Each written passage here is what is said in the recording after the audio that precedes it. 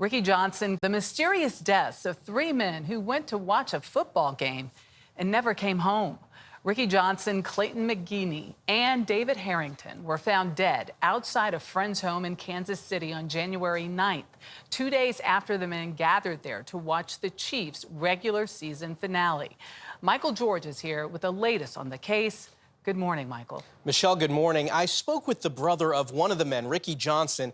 He says all the family wants is answers. How could three friends end up dead, their bodies outside frozen after going to a football watch party? Now, one thing the family is sure of, they don't buy the story of the man who hosted the party.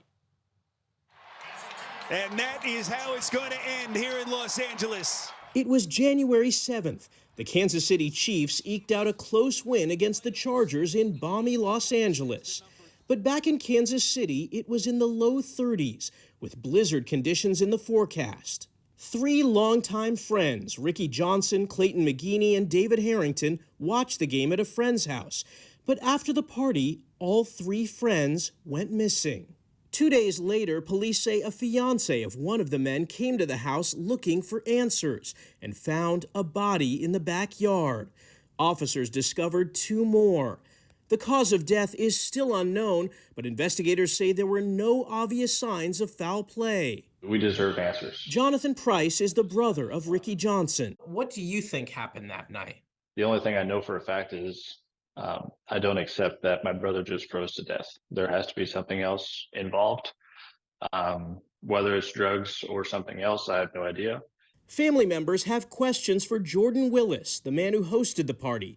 Police say he has cooperated with the investigation. Jordan had absolutely nothing to do with the deaths of his three friends. Through his attorney, Willis claims he had no idea the three bodies were in his backyard for 2 days. He says he thought his friends left his house that night. In the early morning hours, Jordan, around 2 a.m., he believes, he got sleepy. He said, I'm going to crash on the couch. And he said goodbye to his buddies, and he thought that they left out the front door. The attorney says Willis didn't respond to family members' attempts to reach him because he was asleep. I know that his story does not add up, and I know that he's not telling the truth in some way or fashion. Price says his brother Ricky was a loving father to three young girls. He's always been a role model to me, someone I admired. For the families, the hardest part is having no explanation why their loved ones are gone. How are you supposed to heal from something that you don't even know what happened?